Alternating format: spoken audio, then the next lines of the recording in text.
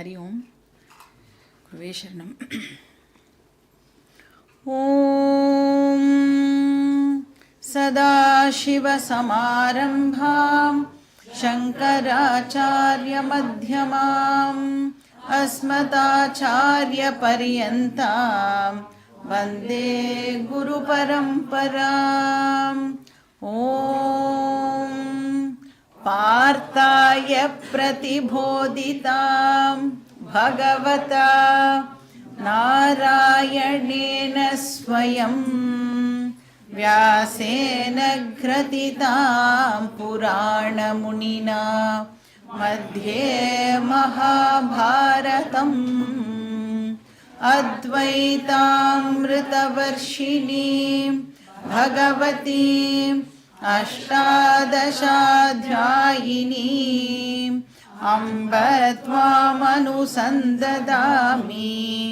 भगवद्गीते भवद्वेषिणीं वसुदेवसुतं देवं कंसचाणूरमर्दनं देवकी परमानन्दं कृष्णं वन्दे जगद्गुरुं मूकं करोति वाचालं पङ्गुं लङ्घयते गिरिं यत्कृपातमहं वन्दे परमानन्दमाधवम्। ॐ सहना भवतु सहनौ भुनक्तु सह वीर्यं करवावहै तेजस्विनावधीतमस्तु मा विद्विषावहै। ॐ शान्ति शान्ति शान्तिः। हरिः ॐ श्री गुरुभ्यो नमः। हरिः ॐ।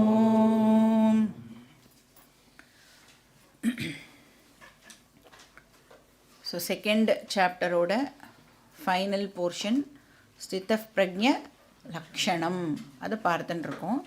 ஏன்னா அர்ஜுனன் வந்து கிருஷ்ணர் கிட்ட கேட்குறான், ஸ்திதப் பிரக்ஞஸ்ய கா பாஷா சமாதிஸ்தஸ்ய கேசவ ஸ்திததீர் கிம் பிரபாஷேத கிமாசீத விரஜேத கிம் அப்படின்னு ஒரு கேள்வியை கேட்குறான். என்ன கேட்குறான்? இந்த ஸ்திதப் பிரக்ஞன் அப்படிங்கிறவா எப்படி இருப்பா? கா பாஷானா அவளை டிஸ்கிரைப் பண்ணுங்கோ, அவளோட டிஸ்கிரிப்ஷனை எனக்கு கொடுங்கோ. அவள் வந்து மற்றவா மாதிரி தான் இருப்பாளா, இல்லைனா வேறு ஏதாவது டிஃப்ரெண்ட்டாக ஏதாவது இருக்குமா அவகிட்ட? அதுக்கப்புறம் அவள் எப்படி பேசுவா, எப்படி உட்காந்துப்பா, எப்படி வந்து நடந்துப்பா, இந்த விஷயங்களெல்லாம் வந்து அர்ஜுனனுக்கு தெரிஞ்சுக்கணும்னு ஆசை. இப்போ ஸ்திதப் பிரக்ஞன் அப்படின்னா யார்? யார் வந்து ஞானம் அடைஞ்சிருக்காளோ அவளை வந்து நாம் ஸ்திதப் பிரக்ஞன் அப்படின்னு சொல்கிறோம்.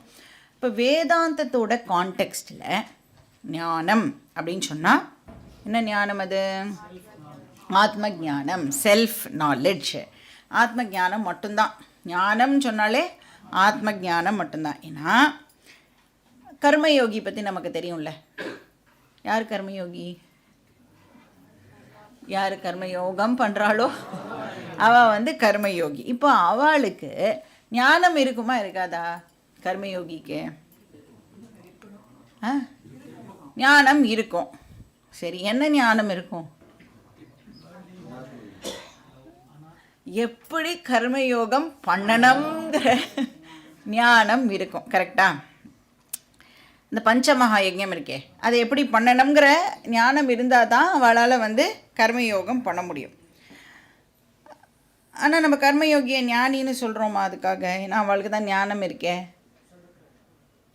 என்ன ஞானம் அப்படிங்கிறத இங்கே நாம் வந்து கவனிக்கணும். கர்மயோகியை நாம் ஒரு நாளைக்கும் ஞானி அப்படின்னு சொல்ல மாட்டோம். ஏன்னா கர்மயோகிக்கு என்ன இன்னும் தெரியாது அப்படின்னா, அகம் பிரம்ம அஸ்மி, அகம் ஆத்மா அஸ்மி, ஜீவாத்ம பரமாத்மா ஐக்கியம் இன்னும் அந்த கர்மயோகிக்கு தெரியாது. அதனால கர்மயோகி ஸ்டில் யாருன்னா அஜ்ஞானி. ஏன்னா அந்த கர்மயோகி இப்போ என்ன பண்ணிட்டு இருக்கான்னா ஞானத்துக்கான ப்ரிப்பரேஷனில் தன்னை வந்து ஈடுபடுத்தின்னு இருக்கான். அதனால் கர்மயோகி வந்து ஸ்டில் அஜ்ஞானி தான். அப்போ யாருக்கு வந்து அகம் ஆத்மா அஸ்மி இந்த சாப்டருடைய பிகினிங்கில் 12வது ஸ்லோகத்திலேருந்து 25வது ஸ்லோகம் வரைக்கும் கிருஷ்ணர் வந்து ஆத்மாவை பற்றின ஃபீச்சர்ஸ் எல்லாம் சொன்னார் இல்லையா.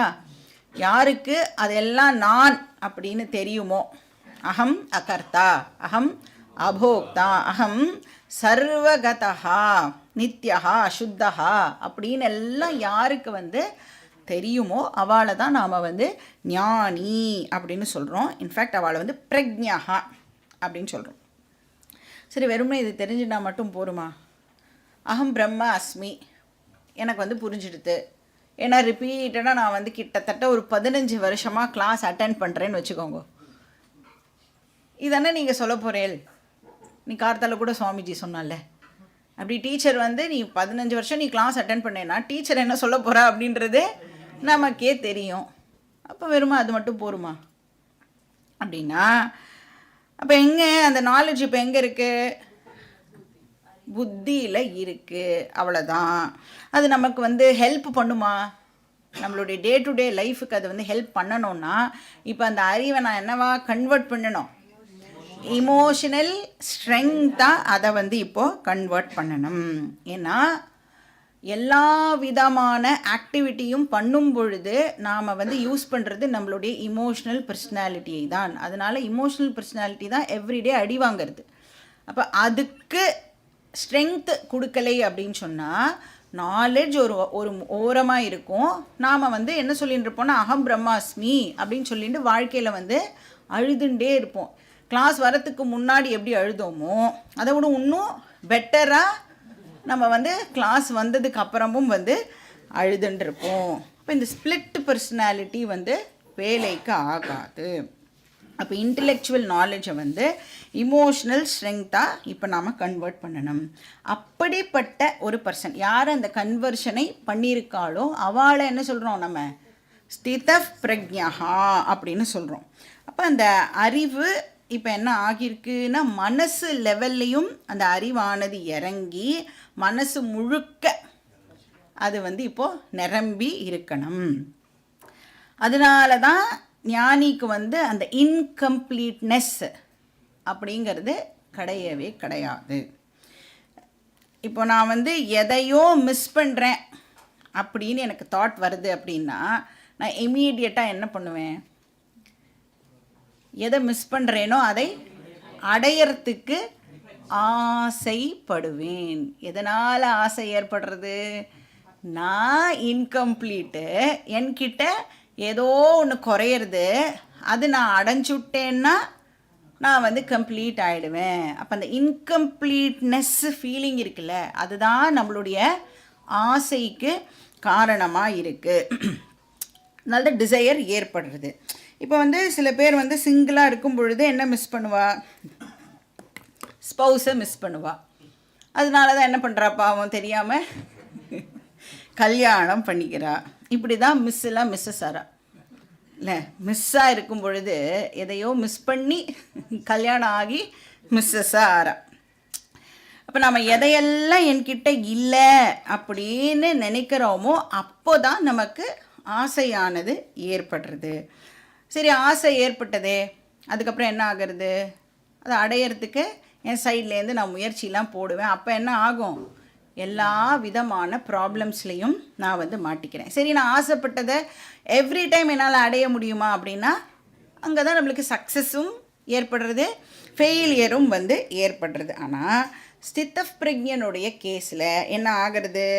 ஸ்தித பிரக்ஞன் எதையுமே மிஸ் பண்ணுறது இல்லை.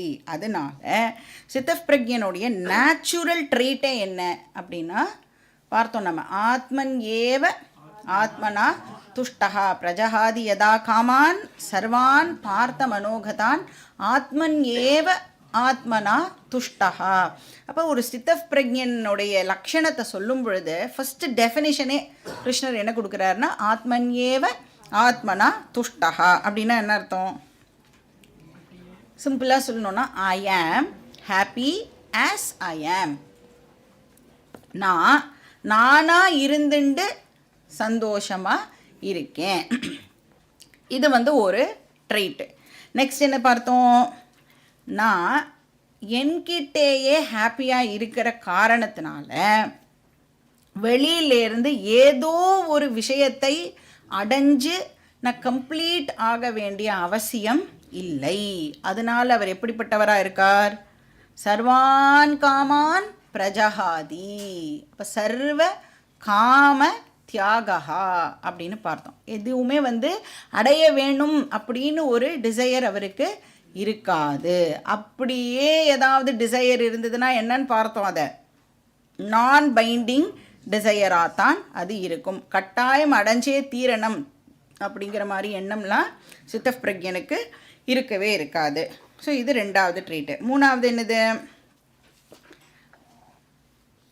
என்னது? சமத்துவம். Very good. துக்கேஷ்வனுத் விக்னமனாஹா சுகேஷு விகதஸ்பிருஹா.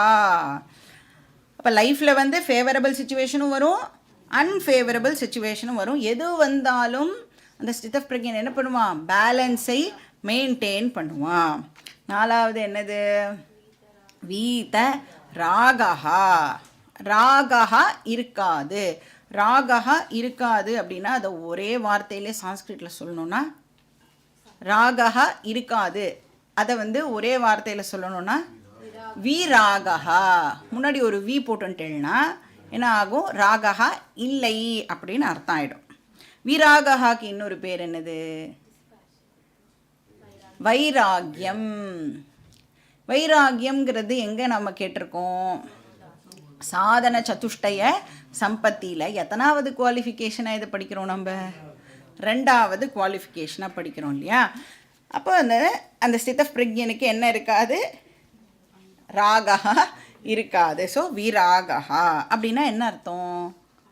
எது மேலேயும் இமோஷனல் டிபெண்டன்ஸ் இருக்காது அப்படின்னு அர்த்தம்.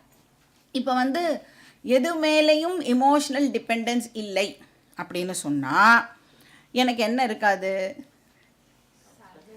பயம் என்கிட்ட இருக்காது. ஏன்னா அது வந்து என்னை விட்டு போயிடுமோ அப்படிங்கிற பயம்லாம் இப்போ வந்து எனக்கு இருக்கவே இருக்காது. நான் எதையாவது டிபெண்ட் பண்ணிட்டு இருந்தால் தான் எனக்கு பயம் இருக்கும். அது என்கிட்டயே நான் வந்து வச்சுட்டு இருக்கணும் அப்படின்னு. அதனால இப்போ அவர் வந்து விராகஹாவாக இருக்கிறதுனால அவருக்கு பயமும் இருக்காது. அப்போ ஞானி அப்படிங்கிற பர்சன் எந்த நேரத்துலையும் எதை வேணும்னாலும் லூஸ் பண்ணுறதுக்கு தன்னை தயார் நிலையில் ஆல் த டைம் வச்சுட்டுருக்கார். இந்த டிசாஸ்டர் மேனேஜ்மெண்ட் டீம்லாம் இருக்குல்ல, நீங்கள் வந்து கேள்விப்பட்டிருக்கீங்கள, அவளாம் எப்படி இருப்பான்னா எப்பயுமே தயார் நிலையில் இருப்பாள். ஏன்னா எங்கே எப்போ டிசாஸ்டர் ஏற்படும்னே தெரியாது. அவளுக்கு நியூஸ் போயிட்டு 2 நாள் கழிச்சு அவள் வந்தான்னா யூஸே ஆகாது இல்லையா? அதனால் ஆல் த டைம் அவள் வந்து ப்ரிப்பேர்டு ஸ்டேட்லேயே இருப்பான். அந்த மாதிரி ஞானி ஆல் த டைம் தன்கிட்டே இருந்து எதை வேணும்னாலும் இழக்கிறதுக்கு தயாராக இருப்பார். அதுதான் அவருடைய மென்டல் ஸ்ட்ரென்த். அப்போ வீதராகா, அப்புறம் அபயம், பயம் இன்மை. அப்புறம் என்ன லாஸ்ட் ட்ரேட் என்னது? வீதராக பய குரோதா. அப்போ இமோஷ்னல் டிபெண்டன்ஸ் இல்லாததுனாலையும் பயம் இல்லாததுனாலையும் இப்போ ஞானிக்கு கோபமும் இல்லாமல் இருக்கும். கோபம் அப்படிங்கிறது ஆக்சுவலாக என்னது? காம ஏஷ குரோத ஏஷ ரஜோகுண சமுத்பவஹா படிச்சிருக்கோம்ல. ஆசையுடைய அந்த டிபியில் வந்து இந்த பக்கம் வந்து ஆசைனா அந்த பக்கம் கோபம் அப்படின்னு பார்த்தோம்ல. ஆசையுடைய இன்னொரு வடிவமுக்கு பேர் கோபம். அப்போது ஆசை வந்து நான் இன்கம்ப்ளீட்டாக ஃபீல் பண்ணுறேன், அதனால எனக்கு ஆசை உருவாகிறது. இந்த ஆசை உருவாகும் போதே என்னவும் உருவாகிறது அப்படின்னா கோபமும் இப்போ பொட்டென்ஷியல் ஃபார்மில், வெளி தோற்றத்திற்கு வராத ஃபார்மில் மனசில் கோபமும் அப்படியே உருவாகிறது. அப்போ என்ன ஆகும்? எனக்கு ஆசைப்பட்டது வந்து கிடைக்கலை அப்படின்னா அந்த பொட்டென்ஷியல் ஃபார்மில் இருக்கிற கோபம் இப்போது வெளியில் எக்ஸ்ப்ரெஸ் ஆகும். யாரால் அந்த ஆசை வந்து நிறைவேறாமல் போச்சுன்னு நாம் கண்ணுக்கு முன்னாடி யார் இருக்காளோ அவள் மேலே நாம் வந்து கோவத்தை காட்டுறோம். இப்போ யாராவது நம்மளுக்கு ஹெல்ப்ஃபுல்லாக இருக்கான்னு வச்சுக்கோங்க, அவளை நமக்கு ரொம்ப பிடிக்கும். ஏன்னா அவள் வந்து நம்மளுக்கு ரொம்ப ஹெல்ப்ஃபுல்லாக இருக்கான் அண்ட் அவளை நாம் வந்து டிபெண்ட் பண்ணிட்டு இருக்கோம் இல்லை. இப்போ திடீர்னு அவள் வந்து இனிமே என்னால் வந்து உங்களுக்கு ஹெல்ப் பண்ண முடியும்னு தோணலை, நான் வந்து கிளம்புறேன் அப்படின்னு சொன்னால் எப்படி இருக்கும்? நமக்கு எவ்வளோ கோவம் வரும். அப்போது இந்த அட்டாச்மெண்ட், ஏன்னா அவன் மேலே நாம் டிபெண்டன்சியை வளர்த்துன்றதுனால இப்போ ஆக்சுவலாக என்ன பண்ண ட்ரை பண்ணுறோன்னா அந்த பர்சனுக்கு ஃப்ரீடம் கொடுக்கறதுக்கு நாம் வந்து தயாராக இல்லை. ஏன்னா நான் என்ன நினைக்கிறேன், அந்த பர்சன் என்னை டிபெண்ட் பண்ணியே ஆல் த டைம் இருக்கணும் அப்படின்னு நான் நினைக்கிறேன். ஸோ ஆசை இருந்ததுன்னா நேச்சுரலாக வந்து கோபமும் இருக்கும். ஆனால் ஞானிக்கு இது எதுவும் இருக்காது. இப்போது யாராவது உங்கள் வீட்லேயே, இப்போ நீங்கள் எங்கேயோ ஊருக்கெலாம் போயிட்டேன்னு வச்சுக்கோங்களேன், ஒரு வாரம் 10 நாள் வீட்டில் இல்லை. இப்போ நீங்கள் ஊர்லேருந்து வந்த உடனே அவள்லாம் என்ன சொல்லணும்னு எதிர்பார்த்துட்டே வருவேள். நீ இல்லாமல் மேனேஜ் பண்ணுறது ரொம்ப கஷ்டமாயிடுது, எப்படி தான் நீ இதெல்லாம் பார்த்துட்டியோன்னு சொல்லணும்னு தானே எதிர்பார்ப்போம். இப்போ சப்போஸ் அவள் வந்து அப்பா நீ இல்லை, எல்லாமே நீ இல்லைன்றதே தெரியாமல் நாங்கள் வந்து பயங்கரமாக மேனேஜ் பண்ணுறோம் அப்படின்னு சொன்னால் ஒத்துக்க முடியுமா நம்மளால்?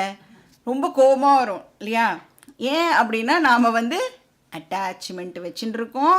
யார் மேலே அட்டாச்மெண்ட் வச்சுட்டு இருக்கோமோ அவள் நம்மளையே டிபெண்ட் பண்ணி இருக்கணுங்கிற எக்ஸ்பெக்டேஷனும் நமக்கு கூடவே இருக்குது. பட் ஞானி இதிலேருந்து எல்லாம் ஃப்ரீ ஆனவர். அதனால்தான் வீத ராக பய குரோதா.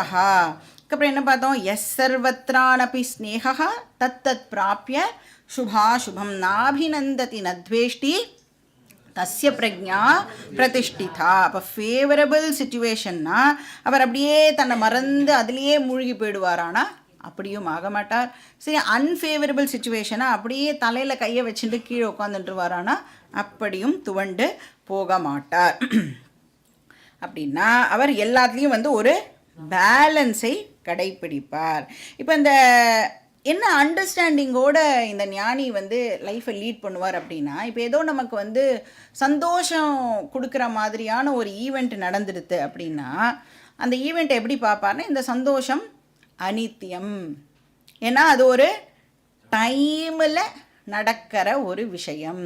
ஒரு பர்டிகுலர் டைமில் ஆரம்பிச்சுது, ஒரு பர்டிகுலர் டைமில் அது முடிஞ்சு போயிடும். அதனால் அதுக்குள்ளேயே நான் வந்து மூழ்கி போயிடக்கூடாது அப்படிங்கிற அறிவு ஞானிக்கு இருக்கும். அதுக்காக வந்தால் என்ஜாய் பண்ண மாட்டாரானா, வந்தால் பேஷாக என்ஜாய் பண்ணுவார். இப்போ வெரி வெரி இன்டெலிஜென்ட் பர்சன் யார் அப்படின்னா ஞானி. ஞானி வந்து வெரி வெரி இன்டெலிஜென்ட் பர்சன். மாறக்கூடியது அப்படிங்கிற அறிவோட அந்த விஷயத்தை என்ஜாய் பண்ணுவார். சரி, ஏதாவது ட்ராஜடி வந்துடுதுன்னா அப்போ அப்படியே உடஞ்சி போயிடுவாரா? அதுவும் கடந்து போகும் இல்லை, அதுவும் டெஃபினட்டாக மாறுதானே மாறும். நமக்கு என்ன ஹாப்பி சுச்சுவேஷன் மட்டும் டக்குன்னு மாறிடும், துக்கம் மட்டும் கண்டினியூஸாக இருக்குமானா துக்கமும் மாறும். துக்கம் மாறி திருப்பியும் சந்தோஷமான நிலைமை நமக்கு ஏற்படும். இந்த எனக்கு மட்டும் இப்படிலாம் நடக்கிறது, வாழ்வே மாயம், இந்த மாதிரிலாம் வந்து புலம்புவாரா அப்படின்னா அந்த மாதிரிலாம் ஞானி புலம்ப மாட்டார். அப்படின்னா யார் அப்படிலாம் புலம்புறாளோ அவள்லாம் யார்? அஞ்ஞானி. அப்போது அந்த மாதிரிலாம் ரொம்ப கஷ்டமான நிலைமை நமக்கு வரும்போது நம்ம என்ன சொல்கிறோம்? பேசாமல் எல்லாத்தையும் விட்டுட்டு எங்கேயாவது ஆசிரமத்துக்கு எங்கேயா கிளம்பி போயிடலாமா அப்படின்னு எப்போ தோணும் நம்மளுக்கு? அந்த நேரத்துக்கு மட்டும் தோணும். கொஞ்சம் நேரத்துலேயே வந்து அதெல்லாம் வந்து நாம் மறந்து போயிடுவோம். அதனால் எப்போவுமே வந்து இந்த லைஃபே வந்து ரொம்ப மீனிங்லெஸ்ஸாக இருக்குது, இவ இல்லாமல் என்னால் இருக்க முடியாது, அந்த மாதிரி எல்லாம் எண்ணங்கள் வந்தால் அதையெல்லாம் நாம் வந்து ட்ராப் பண்ணுறதுக்கு ட்ரை பண்ணணும். இப்போ இந்த நிறைய பேர் வந்து இந்த முட்டாள்தனமான முடிவெல்லாம் கூட எடுப்பாள், இவாள்லாம் என்னால் இருக்கவே முடியாது, அந்த மாதிரியெல்லாம் நாம் வந்து யோசிக்கவே கூடாது. எப்போ யோசிக்காமல் இருக்க முடியும்? இந்த ஞானம் வந்துடுது அப்படின்னு சொன்னால், எல்லாத்த பற்றின அறிவும் நமக்கு கிடச்சிடுது அப்படின்னு சொன்னால் நம்மளுடைய இன்டெலெக்டும் வந்து கரெக்டான விஷயங்கள் பற்றியே வந்து சிந்திக்க ஆரம்பிக்கும். ஸோ ஞானி வந்து எந்த சுச்சுவேஷனாக இருந்தாலும் அதை சமமாக பார்ப்பார். இது வரைக்கும் நாம் லாஸ்ட் கிளாஸில் பார்த்தது. இப்போ வந்து ஸ்லோகா நம்பர் 58, பேஜ் நம்பர் என்னது, 54-55. யதா சம்ஹரதே சாயம் கூர்மோங்கானீவ சர்வஷः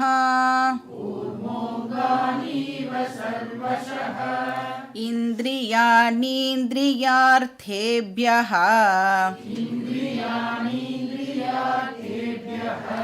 தஸ்ய பிரக்ஞா பிரதிஷ்டிதா.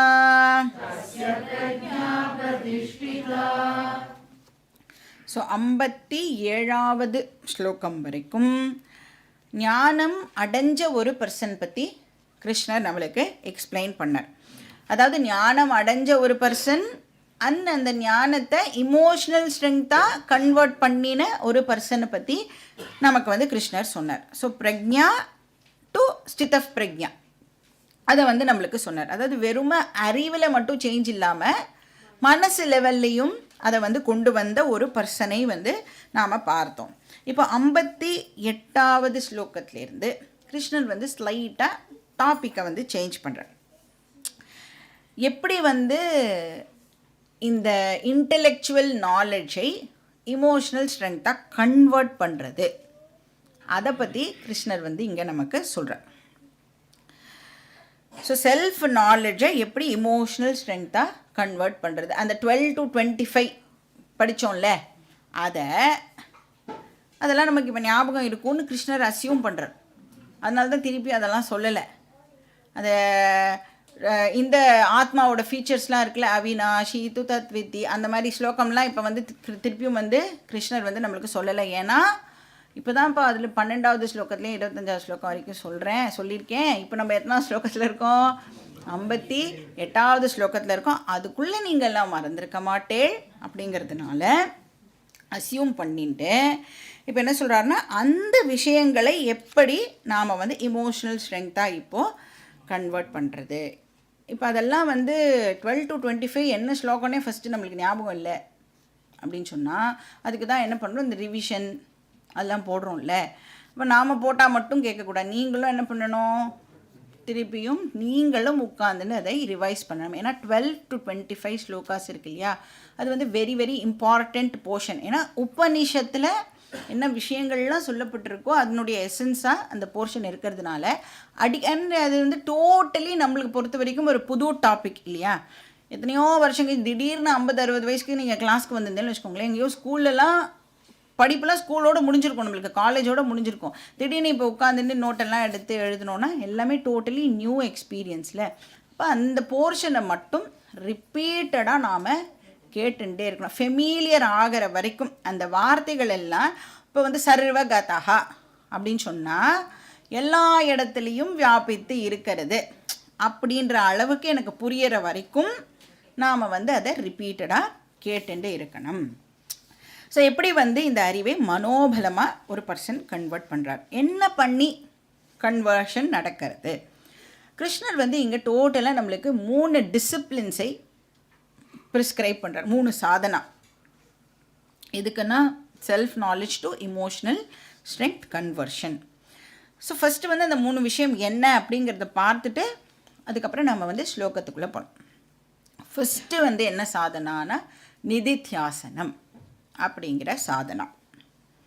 நிதித்தியாசனம் அப்படின்னா சிம்பிளாக ட்ரான்ஸ்லேட் பண்ணிக்கணுன்னா வேதாந்திக் மெடிடேஷன், தியானம்னு சொல்லுவோம்ல. நார்மலாக மெடிடேஷன்னா தியானம்னு சொல்லுவோம், அதுக்கே நிதித்தியாசனம் அப்படின்னு ஒரு ஸ்பெஷல் பேர் கொடுத்தா அப்போ அது என்ன ஸ்பெஷல் மெடிடேஷனா, வேதாந்திக் மெடிடேஷன். இப்போ வேதாந்திக் மெடிடேஷன்னா ஜென்ரலாக மெடிடேஷன்னா என்ன பண்ணுவோம் நம்ம, ஃபஸ்ட்டு ப்ரீ ரிக்விசிட் என்ன மெடிடேஷனுக்கு, கண்ணை மூடணும்ல. வேதாந்திக் மெடிடேஷனில் நீங்கள் கண்ணையே மூட வேண்டாம். அப்போ எவ்வளோ ஈஸியாக இருக்கும் அது. கண்ணெல்லாம் மூடிட்டு உட்காந்து எல்லாம் நடக்கிற காரியமாக நமக்கு கண்ணை மூடினா அப்போ தான் என்ன யாராவது நம்மளை கூப்பிடுற மாதிரி இருக்கும், ஃபோன் அடிக்கிற மாதிரி இருக்கும், அப்புறம் ஏதாவது நம்மளுக்கு ஒரு இது வந்துட்டே இருக்கும், டிஸ்ட்ராக்ஷன்ஸ் வந்து நிறையா இருக்கும் இல்லையா. அதனால வேதாந்திக் மெடிடேஷனை பொறுத்த வரைக்கும் நீங்கள் கண்ணை மூடவே வேண்டாம்.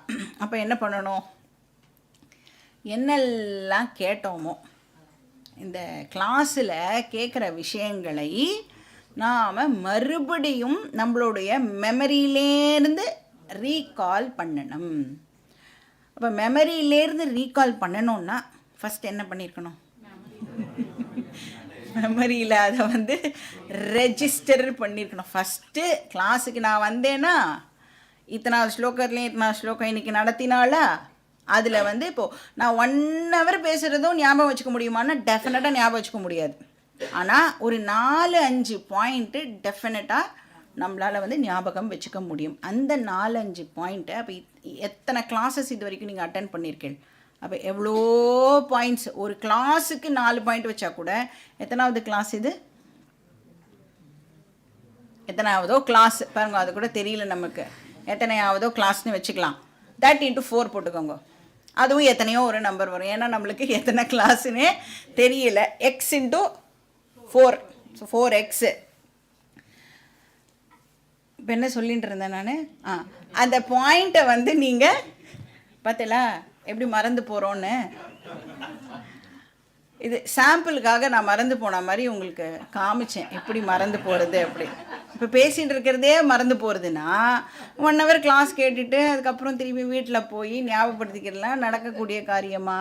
அப்போ என்ன பண்ணணும், ரொம்ப ரொம்ப அலர்ட்டாக இருக்கணும். ஒரு 4 பாயிண்ட்டை நாம் வந்து கிளாஸ்லேருந்து பிக்கப் பண்ணிவிட்டு அதை வந்து வீட்டுக்கு போய் திருப்பியும் ஒரு வாட்டி அதை நாம் சிந்திச்சு பார்க்கணும். அப்போ அந்த டீச்சிங்லேயே டுவெல் பண்ணுறதுக்கு பேர் நிதித்தியாசனம் அப்படின்னு பேர். அப்போ நான் ஹாப்பியாக இருக்கிறதுக்கு வேறு ஒரு எக்ஸ்டர்னல் விஷயம் தேவையில்லை இப்படிங்கிற ஒரு பாயிண்ட் இருக்குல்ல, இந்த பாயிண்ட்டை எடுத்துட்டு சிந்திச்சு பாருங்க. ஃபஸ்ட்டு நம்மளுடைய புத்தி அதை அக்செப்ட் பண்ணுறதா அப்படின்னு பாருங்க. எனக்கு வெளியிலேருந்து எந்த ஒரு விஷயமும் தேவையில்லையா, அதெல்லாம் இல்லாமலேயே என்னால் சந்தோஷமாக இருக்க முடியுமா, அப்படி எல்லாம் கொஸ்டின்ஸ் எல்லாம் வரும். அதுக்கு நீங்கள் என்ன ஆன்சர்லாம் கொடுக்குறீள் அப்படின்னு அப்படியே அதை வந்து அந்த ஓட்டணும், அந்த தாட்ஸை வந்து அப்படியே ஃப்ளோ பண்ண விடணும். அந்த மாதிரி டீச்சிங்கில் டுவெல் பண்ணினோம் அப்படின்னா அதுக்கு பேர் வேதாந்திக் மெடிடேஷன். அப்போ ஃபஸ்ட்டு நம்மளுக்கு இது என்ன சொல்கிறது, இந்த டீச்சிங் வந்து என்ன விஷயத்தை நமக்கு கற்றுக் கொடுக்கறதுங்கிறது முதல்ல தெரிஞ்சிருந்தால் தான் நம்மளால் வந்து அந்த நிதித்தியாசனம் அப்படிங்கிற விஷயத்துக்கே போக முடியும். அப்போ அதுக்கு ப்ரீ ரிக்வெஸ்ட் என்னென்னா ஸ்ரவணம், நன்னா நாம் வந்து இந்த விஷயங்களை கேட்டிருக்கணும். அப்புறம் மனனம், திருப்பியும் கேட்டு ரிவைஸ் பண்ணுறதுன்னு சொல்கிறோம் இல்லையா. அப்போ அந்த ரிவிஷன் பண்ணும் பொழுது இப்போ நான் வந்து ஹாப்பியாக இருக்கிறதுக்கு எனக்கு எக்ஸ்டர்னலாக வேறு எதுவுமே தேவையில்லை அப்படிங்கிற ஒரு டவுட் நமக்கு வந்ததுன்னா இந்த ரிவிஷன் போது அந்த டவுட்ஸ் எல்லாம் நம்மளுக்கு கிளாரிஃபை ஆகும். அதுக்கப்புறம் நீங்கள் வந்து உங்கள் மெமரியிலேருந்து அந்த விஷயத்தை உட்காந்து ரீகால் பண்ணும் பொழுது அது நிதித்தியாசனமாக ஆகிறது. முதல்ல நம்மக்கிட்ட விஷயம் இருக்கணும், அப்போ தான் நம்மளால் வந்து நிதித்தியாசனம் ப்ராக்டிஸ் பண்ண முடியும். அகம் பூர்ணஹா, அகம் நித்யஹா, இந்த மாதிரி விஷயம்லாம் ஃபஸ்ட்டு ஃபெமிலியராக இருக்கணுமா இந்த வார்த்தைகள்லாம். அப்புறம் இந்த வார்த்தைகளுடைய அர்த்தம் எல்லாம் நமக்கு நல்லா புரிஞ்சிருக்கணுமா. அதுக்கப்புறம் தான் நம்மளால் வந்து அந்த நிதித்தியாசனம் அப்படிங்கிறதுக்கு போக முடியும். ஸோ வேதாந்தம் சொல்கிற விஷயங்களை அசை போட்டு பார்க்கறதுக்கு பேர் நிதித்தியாசனம். பட் ஏன்னா இது தெரியறதுக்கு முன்னாடி கிளாஸ்லாம் அட்டென்ட் பண்ணுறதுக்கு முன்னாடி என்ன நினச்சோம், என்னுடைய மன நிம்மதிக்கோ என்னுடைய மன சந்தோஷத்துக்கோ என் வீட்டில் இருக்கிற ஒரு 4 பேரோ இல்லை நான் வெளியில் போய் மீட் பண்ணுற ஒரு 4 பேரோ இல்லை நான் வச்சுட்டுருக்கிற விஷயங்களோ தான் காரணம் அப்படின்னு இவ்வளோ வருஷமாக நாம் நினச்சிட்டு இருக்கோம். ஆனால் வேதாந்தம் நம்ம என்னெல்லாம் முடிவு பண்ணி வச்சுருக்கோமோ அத்தனையும் அதை என்ன பண்ணுறது, கேன்சல் பண்ணிவிட்டு வேறு ஒரு டைரக்ஷனில் நம்மளை வந்து ட்ராவல் பண்ண சொல்கிறது. அப்போ ஆல்ரெடி நான் வந்து சில விஷயங்களை எல்லாம் ரெடி பண்ணி வச்சுருக்கேன், என்னோடய மைண்டில் ரெஜிஸ்டர் பண்ணி வச்சுருக்கேன், வாசனா அப்படின்னு பேர் அதுக்கு. அந்த வாசனாவெல்லாம் இப்போ நாம் வந்து மாற்றணும். அந்த வாசனாவை பிரேக் பண்ணுறதுக்கு என்ன பண்ணலான்னா நிறைய விஷயங்கள்லாம் இருக்குது. இந்த நிதித்தியாசனம் வந்து அதுக்கு தான் மெயினாக கொடுக்கப்படுற ஒரு சாதனா. இப்போ நீங்கள் என்ன பண்ணலான்னா கொஞ்சம் நேரம் தனியாக இருக்கிறதுக்கு ட்ரை பண்ணணும். வீட்லேயே தனியாக இருக்கிறதுக்கு ஒரு ரூமில் கதவை சாத்திண்டு அதுக்கு தான் போய் டெய்லி கிளாஸு கேட்கணும் அப்படின்னு சொல்கிறது. அப்போ கிளாஸ் கேட்கும் பொழுது டிஸ்டர்பன்ஸ் இருந்ததுன்னா நம்மளால் கேட்க முடியாது. அப்போ அந்த டைமு யாரையுமே பக்கத்தில் வச்சுக்காமல் தனியாக போய் கிளாஸ் கேட்கணும். இல்லைன்னா முடிஞ்சதுன்னா எங்கேயாவது ஒரு ஆசிரமத்துக்கு ஒரு 2 நாளோ 3 நாளோ போயிட்டு வரணும். அப்போ கூட கூட்டின்லாம் போகக்கூடாது. நாங்கள் வந்து எங்கே போனாலும் நாங்கள் 2 பேரும் சேர்ந்து தான் போவோம். 2 பேருக்கும் சேர்ந்து மோட்சம் கிடைக்காது. தனித்தனியாக தான் எல்லாருக்கும் ஒருத்தர் ஒரு இண்டிவிஜுவல் இல்லையா? அதனால் இண்டிவிஜுவல் மோட்சம் தான். குரூப்பாக மோட்சம் கிடைக்குமான குரூப்பாக வந்து மோட்சம் கிடைக்காது. அப்போ அதனால் வந்து தனியாக இருக்கிறதுக்கு நம்ம வந்து ப்ராக்டிஸ் பண்ணணும். அப்போ என்னெல்லாம் ரெகுலராக நாம் வந்து சில செட்டப்லாம் வச்சுருக்கோம்ல, அதெல்லாம் இல்லாமல் நம்மளால் இருக்க முடியறதா அப்படின்னு பார்க்கணும். இப்போது ஃபிசிக்கலாக சர்வைவ் பண்ணுறதுக்கு நமக்கு சில மினிமம் ரெக்குவயர்மெண்ட்ஸ் டெஃபினட்டாக இருந்தாகணும். ஆனால் மென்டலாக ஹெல்த்தியாக இருக்கிறதுக்கு எந்த செட்டப்பும் நமக்கு அவசியம் இல்லை. சைக்கலாஜிக்கலாக ஸ்ட்ராங்காக இருக்கிறதுக்கு நமக்கு எந்த செட்டப்பும் அவசியம் இல்லை. இதை வந்து கான்ஸ்டண்ட்டாக நாம் மனசில் ரிப்பீட் பண்ணிகிட்டே இருக்கணும். இதுக்கு பேர் நிதித்தியாசனம். இப்போ இந்த புதுசாக நீங்கள் வந்து ஃபஸ்ட்டு சைக்கிள் ஓட்ட கற்றுன்னு இருக்கும்போது நம்மளாலேயே வந்து சைக்கிள் எடுத்து ஓட்டிட முடியுமா? அப்போ யாரோ ஒருத்தர் வந்து பிடிச்சிண்டு நம்மளுக்கு வந்து சைக்கிள் ஓட்டுறதுக்கு சொல்லி கொடுப்பா. அதுக்கப்புறம் கொஞ்சம் நம்மளுக்கு வந்து காலெல்லாம் எட்டுறது அப்படின்னா அந்த சொல்லி கொடுத்தவா இருக்கால்ல, அவள் அப்போ கூட நம்மளோட பக்கத்தில் நிற்பா. பக்கத்தில் நின்று பிடிச்சிக்கிற மாதிரி ஆக்ஷன் பண்ணிட்டு வருவான். ஆனால் பிடிச்சிக்கவே மாட்டா. பட் நாம் என்ன நினச்சிட்டு இருப்போம், அவள் பிடிச்சிக்கிறதுனால தான் நான் வந்து வண்டி ஓட்டுறேன் அப்படின்னு நினச்சிப்பா. அதுக்கப்புறம் நீங்கள் வந்து திரும்பி பார்த்தாலும் அவள் வந்து பக்கத்தில் இருக்கவே மாட்டான். அப்போ நம்மளுக்கு பயம் வந்து திடீர்னு பிரேக்கை போட்டு கீழெலாம் விழுவோம். ஆனால் நம்மளால் வந்து அந்த பிடிப்பெல்லாம் இல்லாமல் கூட நம்மளால் போக முடியும். அப்போ அந்த மனசு இருக்குல்ல, அந்த மனசு தானே வந்து நினச்சிக்கிறது பிடிச்சிக்கலன்னா நான் கீழே விழுந்துடுவேன் அப்படின்னு. அப்போ அந்த வாசனாவை இப்போ நாம் சேஞ்ச் பண்ணணும். நீ எதையுமே பிடிச்சிக்கலைன்னா கூட உன்னால் வந்து லிவ் பண்ண முடியும் அப்படிங்கிற அந்த விஷயத்தை மனசுக்கு இப்போ நாம் வந்து புரிய வைக்கணும். ஏன்னா இங்கே என்ன படிக்கிறோம் நாம், நீ பாடி கிடையாது, நீ மைண்டு கிடையாது, நீ புத்தி கிடையாது, நீ ஆத்மா. ஆத்மா தான் என்ன பண்ணுறது, எல்லாத்துக்கும் கான்ஷியஸ்னஸ்ஸையே லெண்டு பண்ணுறது. மைண்டோ புத்தியோ அனாத்மா அப்படிங்கிற விஷயங்களை எல்லாம் மறுபடியும் நாம் சிந்திச்சு பார்க்கணும். இது வந்து exercise number 1 and a very very important exercise நிதித்தியாசனம். அப்படின்னா என்ன சொல்ல வரோன்னா, சண்டே மட்டும் நம்மளுக்கு கீதா ஞாபகத்துக்கு வரக்கூடாதுன்னு அர்த்தம். இப்போ என்ன அப்படி தானே ஞாபகத்துக்கு வருது? புக்கையே வந்து எங்கே வச்சோன்றது எத்தனை மணிக்கு தேடுறோம்? 5 மணி கிளாஸ்னா பக்கத்தில் வீடு இருந்ததுன்னா 4:30, 4:35, 4:40க்கு தான் புக்கை எங்கே வச்சுருக்கோம் அப்படின்னே வந்து நாம் தேடுவோம். அந்த மாதிரிலாம் இருந்தால் இது எப்போ மோட்சம் கிடைக்குன்னா வெகு காலம் ஆகும், இந்த ஜன்மாவில் இல்லை. இப்போ ரெகுலராக இந்த விஷயங்களில் நீங்கள் டுவெல் பண்ணிகிட்டே இருந்தால் எப்போ கிடைக்கும்? அச்சிரேனாதி கச்சதி இப்படிங்கிறதுக்குள்ள நமக்கு மோட்சம் உண்டு. ஸோ எப்பெல்லாம் ஒரு நாளில் உங்களுக்கு நடுவில் டைம் கிடைக்கிறதோ, ஏன்னா ரொம்ப பிஸி இல்லை, நம்ம நிறைய வேலையெல்லாம் இருக்குது நம்மளுக்கு. 60 வயசு ஆகி 70 வயசு ஆயிருந்தாலும் நான் வந்து ஜஸ்ட்டு ஒரு 250 கல்யாணம் தான் அட்டென்ட் பண்ணியிருக்கேன். 251 நான் போகலைன்னா அப்புறம் நான் வந்து வாழ்ந்து என்ன பிரயோஜனம்? இந்த மாதிரிலாம் நம்ம பிஸியாக இருக்கிறதுனால நம்மளுக்கு கீதா உபனிஷத் யாரோ ஒருத்தர் பாவம் அவளுக்கு வேலை இல்லை, அதனால அவள் கிளாஸ் எடுக்கிறா, அதனால் நம்ம எப்போ முடியறதோ அப்போ வந்து கேட்டுக்கலாம். அந்த மாதிரிலாம் இருந்தேன்னா இந்த விஷயம் நமக்கு செட் ஆகாது. அப்போ எப்படி ஸ்கூல்லாம் வந்து டெய்லி தானே ஹோம்ஒர்க் பண்ணுவோம், டெய்லி அந்த புக்கை படிக்கிறோமோ இல்லை ஒரு வாட்டியாவது எடுத்து இன்றைக்கி என்னெல்லாம் டைம் டேபிள்லாம் அது எடுத்து உள்ளே வைப்போம்ல, அந்த புக்கெல்லாம் தொடுவோம்ல ஒரு நாள் ஒரு வாட்டியாவது, அந்த மாதிரி ஒரு வாட்டியாவது டெய்லி என்ன பண்ணிடணும், கீதா புக்கு தொட்டாவது பார்த்துடணும். அப்படி தொடும்போது நம்மளுக்கு சரி என்ன ஸ்லோகம் போன வாரத்தில் அப்படின்னு ஒரு தாட் வரும். அப்போ அந்த பேஜை திருப்பினா அந்த ஸ்லோகத்தை படிப்போம். அர்த்தம்லாம் வந்து நம்மளுக்கு ஞாபகம் வச்சுக்க வேண்டிய அவசியம் இல்லை. அட்லீஸ்ட் இந்த ஸ்லோகத்தை படித்தா இந்த வார்த்தையை வந்து ரிலேட் பண்ணிக்கிறதுக்கு நம்மளுக்கு ஈஸியாக இருக்கும். அதனால எவ்ரி டே கிளாஸை ஒரு வாட்டி கேட்டுடணும். Revision is very very important. வாரம் வேதாந்தம் ஞாபகத்துக்கு வந்தால் வேலைக்கு ஆகாது.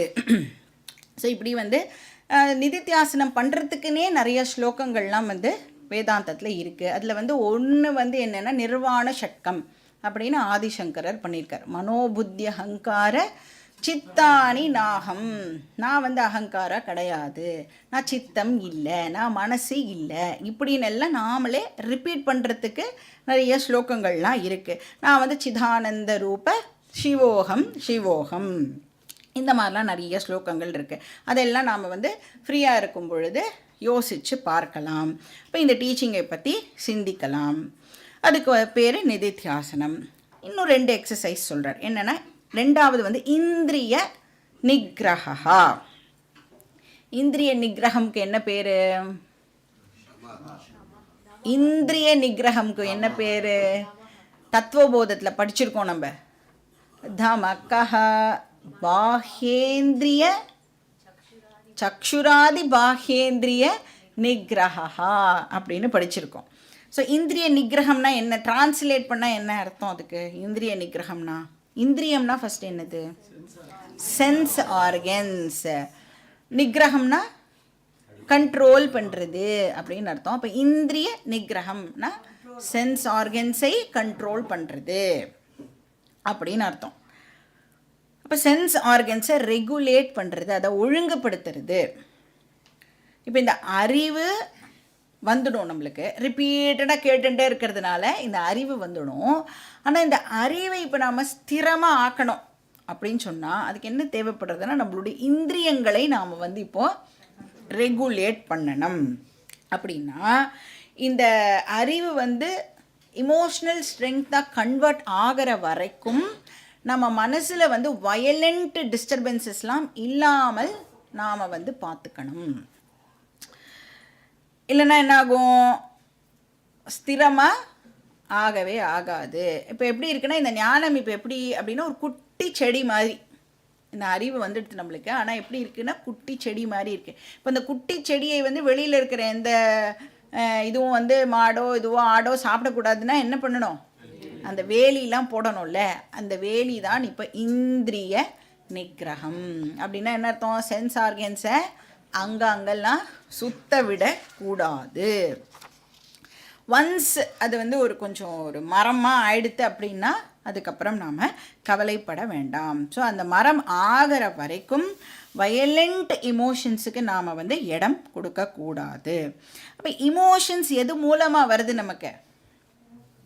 சென்ஸ் ஆர்கன்ஸ் மூலமாக தான் இமோஷன்ஸ் க்ரியேட் ஆகுது. ஏன்னா சென்ஸ் ஆர்கன்ஸ் தான் என்ன பண்ணுறது, வேர்ல்டை கான்டாக்ட் பண்ணுறதுக்கு நமக்கு ஒரு கேட் வேயாக இருக்குது. இல்லை என்ன பேசுகிறா அப்படின்னு எதை வச்சு கேட்குறோம்?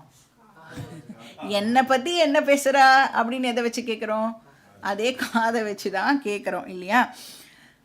அப்போ அந்த சென்ஸ் ஆர்கன்ஸை நாம் வந்து பத்திரமாக பார்த்துக்கணும். சப்த ஸ்பரிஷ ரூப ரச கந்த, இப்படி 5 விதமான உலக விஷயங்கள் நம்மளுடைய இந்திரியங்கள் மூலமாக தான் என்டர் பண்ணுறது. இப்போ நாம் மாட்டுக்கு கண்ட இடத்துல காதை கொடுத்தோ கண்ட விஷயங்களை பார்த்தோம் அப்படின்னு சொன்னால் என்ன ஆகும்? சரமாரியாக எல்லாம் நம்மளோட மைண்டுக்குள்ளே என்டர் பண்ணி நம்மளோட மைண்டை அது டிஸ்டர்ப் பண்ணிடும்.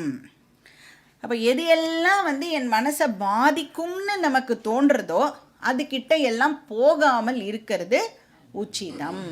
அந்த ஞானம் வந்து ஸ்திரம் ஆகிற வரைக்கும் அந்த இப்போ இவாக்கிட்ட பேசினா இவா வந்து என்னை ஹர்ட் பண்ணுவா, அதனால் அனாவசியமாக போய் நாமளே போய் மாட்டிக்கக்கூடாது அப்படின்னு உங்களுக்கு தோணிட்டுனா அந்த பர்சன்கிட்ட பேசுகிறதை நாம் கம்மி பண்ணிக்கணும். இப்போ எல்லாரையும் அவாய்ட்லாம் பண்ண முடியாது, பட் நமக்கு தெரியும்ல இவ்வளோ பேசினா பிரச்சனை வராது, இவ்வளோ பேசிட்டா பிரச்சனை வரும் அப்படின்னு தெரியும் இல்லையா, அதெல்லாம் நாம் வந்து கண்ட்ரோல் பண்ணணும். இப்போ எப்போவும் யாரோடையும் எந்த ஆர்கியூமெண்ட்டும் வச்சுக்கவே கூடாது. யாராவது ஆர்கியூ பண்ண வரா அப்படின்னால என்ன பண்ணிடணும், நீ தான் கரெக்டு, நீ தான் கிரேட்டு, என்ன விட்டுடு அப்படின்னு யார் எஸ்கேப் ஆகி வராளோ அவள் தான் ஆக்சுவலி இன்டெலிஜென்ட் பர்சன். ஏன்னா சில பேர் வந்து ஒன்றுமே இல்லாத விஷயத்துக்கு கூட பெருசாக ஆர்கியூ பண்ணுவாள். ஏன்னா ஆர்கியூமெண்ட்டில் என்ன ஆகிறது அப்படின்னா, இப்போ ஏதோ பேசுகிறோன்னு வச்சுக்கோங்களேன், என்ன விஷயத்தை கம்யூனிகேட் பண்ணணும் அப்படிங்கிறதே மிஸ் பண்ணிட்டோ இவா என்ன சொல்லுவா, அதுக்கு நான் என்ன கவுண்டர் கொடுக்கறது, அப்புறம் அவள் எப்படி யோசிப்பா, நீ என்ன சொல்ல போகிற, அதுக்கு நான் என்ன கவுண்டர் கொடுக்கறது. அப்போது ஆர்கியூமெண்ட் வந்து ஆக்சுவலாக நம்ம பேசினோம் அப்படின்னு சொன்னால் அது வந்து ரெண்டு பேருக்குமே உபயோகமான ஒரு நாலேஜ் பரிமாற்றமாக இருக்கணும்ல. ஆனால் ஆர்கியூமெண்ட்டில் என்ன ஆகும்னா, ஆர்கியூமெண்ட் ப்ரொடியூசஸ் ஹீட் தேன் லைட் அப்படின்னு சின்மயானந்த சுவாமிஜி சொல்கிறார்.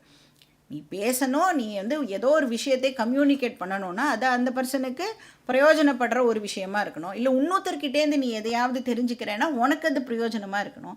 பட் ஆர்கியூமெண்ட்டில் ரெண்டு பேருக்கும் எந்த பிரயோஜனமும் இருக்காது. நம்ம எல்லாருக்கும் தேவை லைட்டு, நாட் ஹீட்.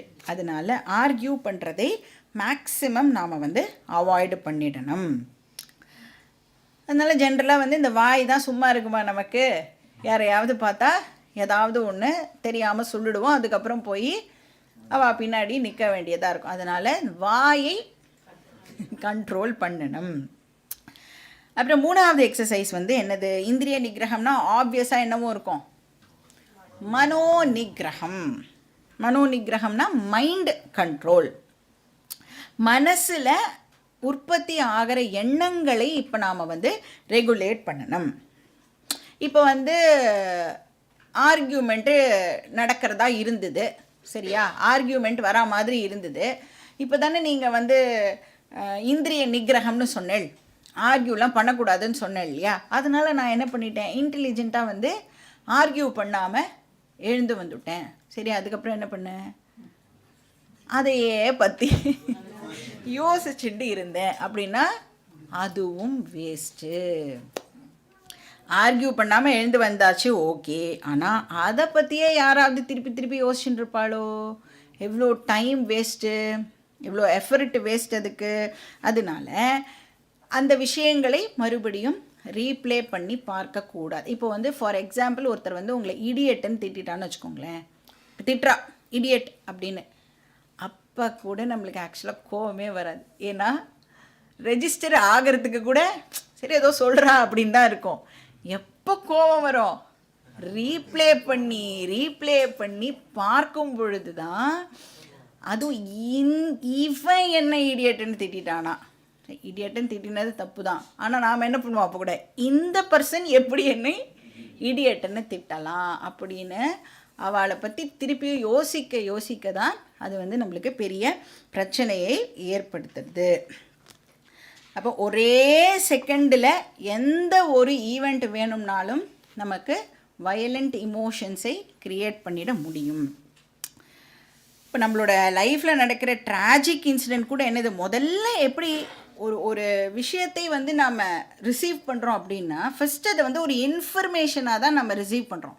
ஏன்னா புத்தி என்ன பண்ணுறதுன்னா காக்னிட்டிவாக தான் அந்த விஷயத்தை வந்து உள்வாங்கிறது. அதுக்கப்புறம் அந்த மனசு இருக்குது பாருங்க, அந்த இன்ஃபர்மேஷனை ரிசீவ் பண்ணினதுக்கு அப்புறம் அந்த மனசு என்ன பண்ணுறது, மறுபடியும் அதை சிந்திச்சு அதை வந்து ஒரு பவர்ஃபுல் இமோஷனாக அந்த மனசு வந்து அதை கன்வெர்ட் பண்ணுறது. அப்போ கோபம், ஃப்ரஸ்ட்ரேஷன், டிப்ரெஷன் இதெல்லாம் வந்து மனசு தான் திருப்பி அதை யோசித்து பார்த்து க்ரியேட் பண்ணுறது. அப்போ ஒரே ஒரு தாட் வந்து என்றைக்குமே இமோஷன் ஆகாது. ஃபஸ்ட்டு வாட்டி வர தாட்டு உங்களுக்கு எந்த விதமான இமோஷனையும் க்ரியேட் பண்ணாது. பட் அந்த தாட்டையே நீங்கள் மறுபடியும் ஓட்டிகிட்டே இருந்தேன்னா அது விதவிதமான இமோஷன்ஸாக உங்களுக்கு க்ரியேட் ஆகிறது. அப்போ நாம் வந்து அந்த தாட்டை எப்படி ஹேண்டில் பண்ணுறோம் அப்படிங்கிறது வெரி வெரி இம்பார்ட்டண்ட். அப்போ அந்த மாதிரி வேண்டாத ஒரு தாட் வந்ததுன்னா இமீடியட்டாக இப்போ நம்மளுக்கு கை வந்த ஒரு ராம ஜபம் இருக்குது. எல்லாரும் வந்து இப்போது ராமநாமத்தை வந்து சொல்லிட்டு இருக்கோம் இல்லையா? அது மாதிரி வேண்டாத தாட் வந்ததுன்னா இம்மீடியட்டாக என்ன பண்ணணும், அது போகிறதுக்கு ராமநாமத்தை வந்து நாம் சொல்ல ஆரம்பிச்சோம். இப்போ அந்த ஜபம் நீங்கள் பண்ண ஆரம்பிச்சிட்டு அப்படின்னு சொன்னால் வேண்டாத வந்ததில் ஒரு தாட் அது ஆட்டோமேட்டிக்காக அப்படியே போயிடும். இப்போ நீங்கள் எத்தனை வாட்டி ராமநாமம் சொல்லலாம், அப்போலாம் என்ன அர்த்தம், வேண்டாத தாட் அவ்வளோ வாட்டி வந்திருக்கு அப்படின்னு நாம் வந்து அண்டர்ஸ்டாண்ட் பண்ணிக்கலாம். ஸோ இந்த மாதிரி வந்து மனோ நிகிரகம் இஸ் வெரி வெரி இம்பார்ட்டண்ட். நம்ம வந்து படிச்சிருக்கோம் தாட் டிஸ்பிளேஸ்மெண்ட் ஸ்கில் அப்படின்னு அதை ஞாபகம் வச்சுக்கலாம். டிடிஎஸ் அப்படின்னு அதை சொல்லுவோம். வேதாந்தாவில் டிடிஎஸ்னால் தாட் டிஸ்பிளேஸ்மெண்ட் ஸ்கில். அப்போ இந்திரிய நிகிரகா மனோ நிகிரகா இதை நாம் ப்ராக்டிஸ் பண்ணினோம் அப்படின்னு சொன்னால் நமக்கு வயலண்ட் இமோஷன்ஸ் எல்லாம் ஏற்படாது. இப்போ மைண்டு வந்து காமாக ஸ்டடியாக இருக்கும் பொழுது இந்த அறிவை நம்மளால் வந்து அப்சர்வ் பண்ணிக்க முடியும். அசிமிலேட் பண்ணுறதுக்கு இந்த காம் மைண்ட் வந்து ஹெல்ப் பண்ணும். இந்த ஊர்கா மாதிரி இப்போ இந்த ஞானம் நமக்குள்ள ஊறணும். நம்மக்கிட்ட இருக்கிற அத்தனை செல்லையும் இந்த ஞானமானது இப்போ வந்து ஊறணும். அப்போ தான் வந்து நமக்கு இந்த ஞானம் ஹெல்ப்ஃபுல்லாக இருக்கும். ஸோ இப்படி 3 சாதனா சொல்லப்படுறது. நிதித்தியாசனம், இந்திரிய நிகிரகம், மனோ நிகிரகம். இந்த 3ல் கிருஷ்ணர் வந்து இப்போது இந்திரிய நிகிரகம் பற்றி இங்கே ஹைலைட் பண்ணுறார். ஸோ 58 to 61 4 ஸ்லோகம் வந்து ஃபார் இந்திரிய நிகிரகம். இதெல்லாம் யாருக்கு இப்போ சொல்லிட்டு இருக்கார்? யார் பிரக்ஞா ஆயிட்டா ஆனால் இன்னும் ஸ்தித பிரக்ஞாவா ஆகலையோ அவளுக்கு சொல்லிட்டு இருக்கார். அப்போ ஸ்தித பிரக்ஞாக்கு இந்திரிய நிகிரகம் தேவைப்படுமா? ஸ்தித பிரக்ஞாக்கு இந்திரிய நிகிரகம் தேவைப்படுமானா தேவைப்படாது. யாருக்கு தேவை? பிரக்ஞா. அவன் ஸ்தித பிரக்ஞனா ஆகணும்னா அவனுக்கு இந்த சாதனா எல்லாம் தேவைப்படுறது. ஸோ இந்த இந்திரிய நிகிரகம்க்கு கிருஷ்ணர் வந்து ஒரு பியூட்டிஃபுல் எக்ஸாம்பிள் கொடுக்குறார். என்ன எக்ஸாம்பிள் கொடுக்குறார் அப்படின்னா ஒரு ஆமையை எக்ஸாம்பிளாக கொடுக்குறார்.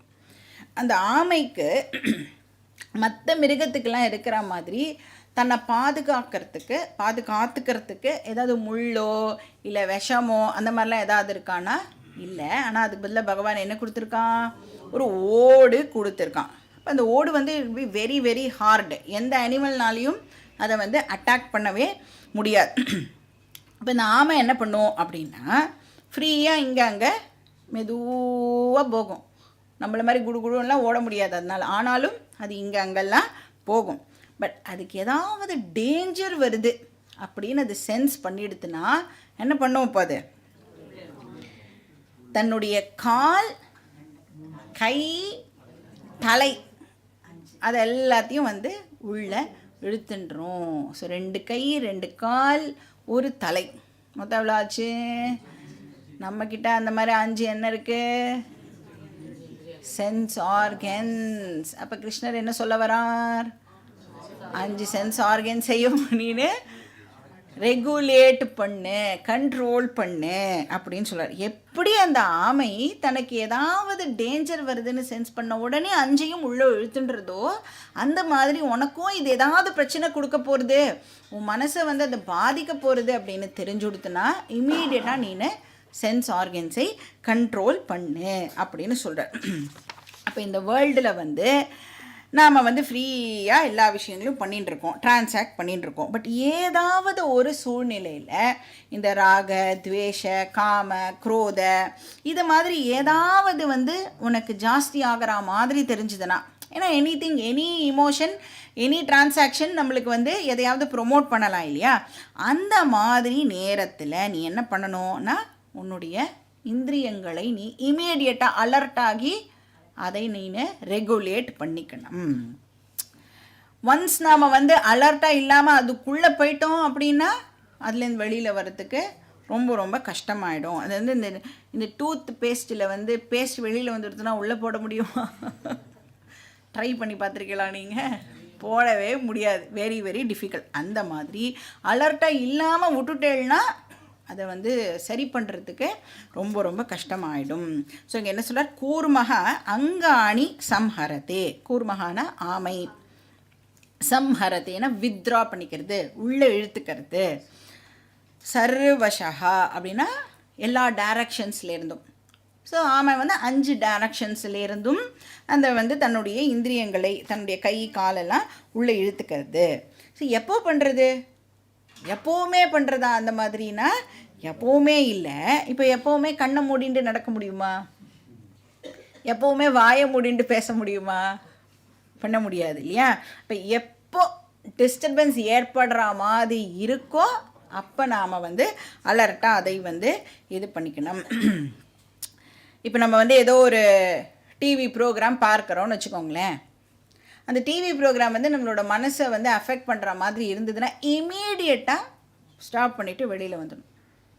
இல்லை பார்க்கலாம், என்ன தான் ஆறுதுன்னு பார்க்கலாம் அப்படின்னு விட்டு பார்த்தேன்னா அது மனசை வந்து பாதித்து ஒரு 2-3 days அந்த விஷயத்துலேருந்து வெளியில் வரத்துக்கு உங்களுக்கு ரொம்ப ரொம்ப கஷ்டமாக இருக்கும். அதனால் எப்போ அது வந்து டெஃபினட்டாக நம்மளோட மனசு சிக்னல் கொடுக்கும், இது வந்து நம்மளை அஃபெக்ட் பண்ண போகிறது அப்படின்னு தெரிஞ்ச உடனே நாம் வந்து அதிலேருந்து வெளியில் வந்துடணும். எப்படி கூர்மகா வித்ரா பண்ணுறதோ அது மாதிரி இந்திரியா நீந்திரியார் தேபியகா, இந்திரிய அர்த்தேபியகா. அப்போ இந்திரியங்களை, அர்த்தகானா அந்த வேர்ல்டுலி ஆப்ஜெக்ட்ஸ்னு அர்த்தம், இந்திரியங்களை இந்திரிய விஷயங்கள்லேருந்து இந்த பர்சன் இப்போ வந்து ரெகுலேட் பண்ணணும், வித்ரா பண்ணிக்கணும். எந்த ஒரு கெட்ட விஷயத்துக்கும் ஃபஸ்ட்டு தடவை நோ சொல்கிறது ரொம்ப ரொம்ப ஈஸி. முதல்லையே இது எனக்கு வேண்டாம் அப்படின்னு சொல்கிறது ரொம்ப ரொம்ப ஈஸி. ஏன்னா அந்த ஃபஸ்ட்டு வாட்டி நோ எப்படி சொல்கிறேன்னா என்னுடைய வில்லிலேருந்து, அவுட் ஆஃப் மை ஸ்ட்ரென்த் அது எனக்கு வேண்டான்னு சொல்கிறேன். பட் ஃபஸ்ட்டு வாட்டி சொல்ல விட்டுட்டேன், ஒரு வாட்டி அது வந்து எனக்கு ப்ராக்டிஸ் ஆகிடுது, 2வது வாட்டி ஆகிடுது, 3வது வாட்டி ஆகிடுது, இந்த அடிக்ஷன் ஆகிடுது அப்படின்னு சொன்னால் அதுலேருந்து வெளியில் வர்றது ரொம்ப ரொம்ப டிஃபிகல்ட். இப்போ நம்ம எல்லாருக்குமே என்ன அடிக்ஷன் இருக்க, ஃபோன், வாட்ஸ்ஆப், ரீல்ஸ், ஷார்ட்ஸ், அந்த அடிக்ஷன்லாம் இருக்குல்ல. ஃபஸ்ட்டு வாட்டியே அது வந்து நம்மளுக்கு ஒத்து வராது. இது வந்து நம்மளை அடிக்ட் பண்ணுற மாதிரி இருக்குன்னு நம்ம தெரிஞ்சுட்டு வெளியில் வந்துட்டோன்னா ஓகே. இல்லைன்னா இப்போ என்ன பண்ணிகிட்டு இருக்கோம், நெக்ஸ்ட் என்ன வருது அப்படின்னு பார்த்துட்டே போகிறோன்னா அதுலேருந்து வெளியில் வர்றது வந்து ரொம்ப ரொம்ப கஷ்டம். அந்த ராமாயணத்தில் வர வாலி மாதிரி தான் அடிக்ஷன்லாம். முதல் வாட்டியே நோ சொல்லிட்டோன்னா வாலி முன்னாடியே இல்லை நம்மக்கிட்ட, அதனால ஈஸியாக நாம் வின் ஓவர் பண்ணிடலாம். அடிக்ஷன் வந்துடுதுன்னா இப்போ வாலி இஸ் ஈக்குவல் டு அடிக்ஷன் அப்படின்னா என்ன ஆகிடும், நான் எவ்வளோ எஃபர்ட் போட்டாலும் வாலி என்ன பண்ணுவான், தனக்கு முன்னாடி இருக்கிறவா வந்து அவகிட்டேருந்து பாதி சக்தியை வாலி வந்து எடுத்துட்டுருவான். இப்போ அடிக்ட் ஆகிட்டோம் அப்படின்னு சொன்னால் நம்மளுடைய வில் பவர்லாம் போகவே போகாது. ஏன்னா பாதி வில் பவர் ஆல்ரெடி அடிக்ஷன் வந்து என்கிட்டேருந்து வாங்கிடுறது. அப்புறம் என்கிட்ட இருக்கிற கொஞ்சோண்டு அந்த பேட்டரியில் இருக்கிற 10% வச்சு நான் வந்து அதோட சண்டை போட்டேன் அப்படின்னு சொன்னால் என்னால் வந்து ஜெயிக்க முடியாது. அதனால் இந்திரிய நிகிரகம் ஃபஸ்ட்டு டைமே வந்து நம்மளுக்கு நோ சொல்கிறதுக்கு தெரியணும். ஸோ யஹ இந்திரியாணி இந்திரியார்த்தேபியா சம்ஹரதே தஸ்ய பிரக்ஞா பிரதிஷ்டிதா பவதி, அவனுடைய ஞானம் ஸ்திரமாகிறது அப்படின்னு சொல்கிறார். அப்போ பிரக்ஞாவோட நாலேஜ் வந்து ஸ்திரமாகிறது அப்படின்னு சொல்கிறார். அடுத்த ஸ்லோகம், ஸ்லோகா நம்பர் 59. விஷயா வினிவர்த்தந்தே நிராஹாரஸ்ய தேஹினஹ ரசவர்ஜம் ரசோப்யஸ்ய பரம் திருஷ்ட்வா நிவர்த்ததே. இப்போ இங்கே என்ன சொல்கிறார் கிருஷ்ணர், எந்த அடிக்ஷனை எடுத்துட்டாலும் அது வந்து 2 விதம் அப்படின்னு சொல்கிறார். ஒன்று வந்து சென்சரி அடிக்ஷன், இன்னொன்று வந்து மென்டல் அடிக்ஷன். இப்போ மென்டல் அடிக்ஷன் தான் ரொம்ப ரொம்ப டீப்பு, அதை ரிமூவ் பண்ணுறது தான் ரொம்ப கஷ்டம். இப்போ வந்து ஒரு பர்சன் இந்திரியத்தை ரெகுலேட் பண்ணிட்டாலும் மென்டலாக அடிக்ட் ஆகியிருந்தா அப்படின்னு சொன்னால் அதுலேருந்து வெளியில் வருது டிஃபிகல்ட் அப்படிங்கிறத இங்கே சொல்கிறார். இப்போ சென்சரி அடிக்ஷனை ரிமூவ் பண்ணினதுக்கு அப்புறமும் ஒரு பர்சன் ரொம்ப ரொம்ப கேர்ஃபுல்லாக இருக்கணும். ஏன்னா மைண்டுக்கு அந்த வீக்னஸ் இருக்கிறதுனால மறுபடியும் மைண்டு வந்து நம்மளை புஷ் பண்ணும். நீ போய் அந்த டிவி ப்ரோக்ராமை பாரேன், இவா கூட பேசேன், இந்த ஃபோனை நம்ம எடுத்து பார்க்கலாமா அப்படின்னு மைண்டு வந்து நம்மளை புஷ் பண்ணிகிட்டே இருக்கும். ஸோ விஷயா வினிவர்த்தந்தே, சென்ஸ் ஆப்ஜெக்ட்ஸை இப்போ அந்த பர்சன் விட்டுட்டு வந்துட்டாலும் விலகி இருக்கார், அதெல்லாம் விட்டுட்டேன் அப்படின்னு சொல்கிறார். ஆனால் அதாவது அதுக்கிட்டேருந்து தன்னை ரினவுன்ஸ் பண்ணிட்டார் அப்படின்னு சொன்னாலும், இப்போது ஒரு விஷயத்தை நான் வந்து ஃபிசிக்கலாக பார்க்கலைனாலும் என்னோடய மைண்டுக்கு என்ன கெப்பாசிட்டி இருக்குது, பார்த்ததை மறுபடியும் ரீப்ளே பண்ணி பார்க்குற கெப்பாசிட்டி மைண்டுக்கு இருக்கிறதுனால என்ன ஆகுறதா, அதை வந்து ரசவர்ஜம் அப்படின்னு சொல்கிறார் இங்கே கிருஷ்ணர். இந்த மென்டல் அடிக்ஷன் இருக்குல்ல, அது வந்து ரசவர்ஜம். ஆல்ரெடி நீ வந்து மைண்டில் அதை ரெஜிஸ்டர் பண்ணி வச்சுட்டுருக்க, அது வந்து கண்டினியூ ஆகும். இப்போ நம்ம வந்து ஆசிரமத்திலேயே போய் உட்கார்ந்துண்டா கூட வீட்டு ஞாபகம் வருமா வராதா? அது பேர் ரசவர்ஜம். இப்போ வந்து சந்நியாசியிலேயே நாம் வந்து பார்த்தோம், 3rd சாப்டர் படிக்கும் பொழுது என்ன பார்த்தோம், ஃபிசிக்கலாக இந்த காவி வேஷ்டி அதெல்லாம் வந்து போட்டுட்டாலும் மனசு வந்து இந்த விஷயங்களெல்லாம் நான் மிஸ் பண்ணுறேன் அப்படின்னு நினச்சிதுன்னா அவள் வந்து சன்னியாசி அப்படின்னே நம்மளால் வந்து சொல்ல முடியாது இல்லையா? அப்போ ஒரு பர்சன் இந்த வேர்ல்டுலேயே இருந்துட்டு மெச்சூரிட்டியோட எந்த ஒரு விஷயத்துக்கும் அடிமை ஆகாமல் இருக்கணும். சரி, அதுக்காக நான் வந்து இப்போது சப்ரெஸ் பண்ணிட்டா, நான் வந்து இது பார்க்க மாட்டேன், இதை கேட்க மாட்டேன், இவாளோட பேச மாட்டேன் அப்படின்னு நான் என்னை சப்ரெஸ் பண்ணிக்கலாமான்னா, சப்ரெஸ் பண்ணுறது இட்ஸ் வெரி வெரி டேஞ்சரஸ். அதுவும் பண்ணக்கூடாது. அப்போ என்ன பண்ணணும், அதுலேருந்து வெளியில் வரணும், நாலேஜோட வெளியில் வரணும். புத்தி ஃபஸ்ட்டு தெரியணும், புத்தி மனசுக்கு அந்த விஷயத்தை சொல்லி அதுலேருந்து வெளியில் வரணும். க்ரோயிங் அவுட் அப்படின்னு சொல்லுவாள்ல, அது மாதிரி அதுலேருந்து நாம் வெளியில் வரணும். அப்போ அதுலேருந்து வெளியில் வர வரைக்கும் அந்த ரசவர்ஜம் கண்டினியூ ஆகும் அப்படின்னு நீங்கள் சொல்கிறார். அந்த டிசையர் வந்து அந்த அர்ஜ், அந்த தவிப்பு, அது எனக்கு வேணும் அப்படிங்கிறது மனசு வந்து கேட்டுண்டே இருக்கும். ஆனால் அதுலேருந்தும் நாம் வந்து வெளியில் வரணும். அஸ்ய ரசஹா அப்படி நிவர்த்தந்தே, அந்த மென்டல் அடிக்ஷன்லேருந்தும் நாம் வெளியில் வரணும். எப்போ அந்த மென்டல் அடிக்ஷன் நம்மளை விட்டு போகும், அந்த ஆப்ஜெக்ட்லேருந்து நமக்கு ஒரு ஆனந்தம் கிடைக்கிறதுன்னு நினைக்கிறோம்ல, அந்த ஆனந்தத்தை விட ஆத்மானந்தம் சுப்பீரியர் அப்படிங்கிற அறிவு நமக்கு வரும் பொழுது பாக்கி எல்லாமே ரொம்ப ரொம்ப இன்சிக்னிஃபிகண்ட்டாக நாம் கன்சிடர் பண்ண ஆரம்பிப்போம்.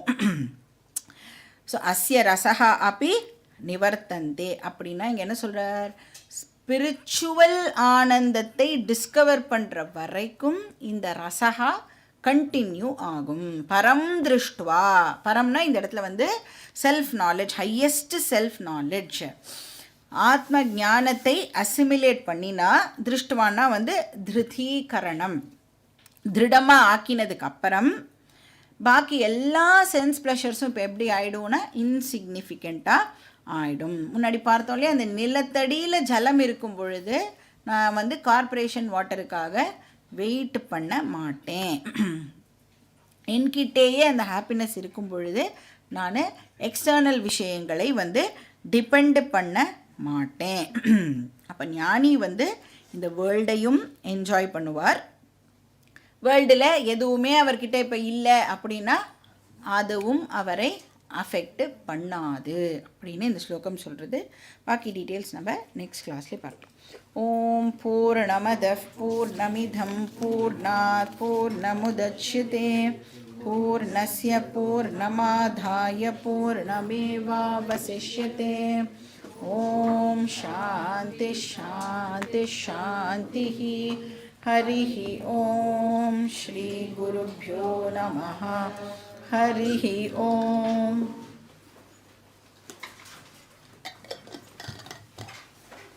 இப்போ எல்லாரும் அந்த தேர்ட் சாப்டர் ப்ரீமியர் போடுறோம், அதே மாதிரி முந்தின நாள் வந்து ரிவிஷன் போடுறோம். எவ்வளோ பேருக்கு அது கேட்டு எவ்வளோ யூஸாக இருக்குது,